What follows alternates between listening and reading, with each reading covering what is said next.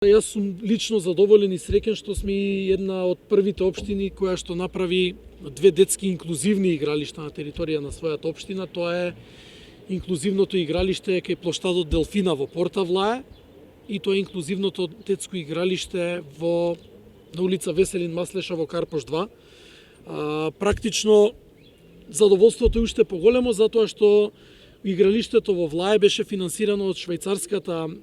агенција за развој, а другото инклузивно игралиште беше направено во соработка со Министерството за труд и социјална политика заедно со градот Скопје. Зошто велам задоволството е поголемо? Затоа што и други институции, особено меѓународни институции и амбасади, ја препознаваат заложбата на општина Карпош за унапредување на квалитетот на живот на лицата со попречност и помагаат и финансиски и конкретно на општината за да може да ги реализира своите идеи. Ако на училиште или во градинка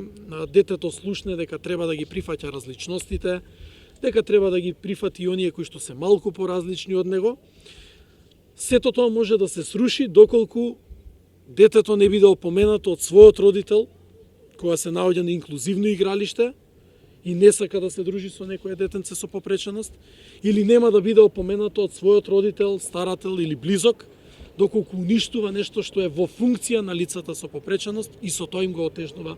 нивното користење. Затоа не е доволно само во училиште и во градинка да се зборува или понатаму во средно или на факултет, меѓутоа ова треба да го зборуваме сите и сите да делуваме на овој начин во нашата околина и системски да пристапуваме кон решавање на овие работи.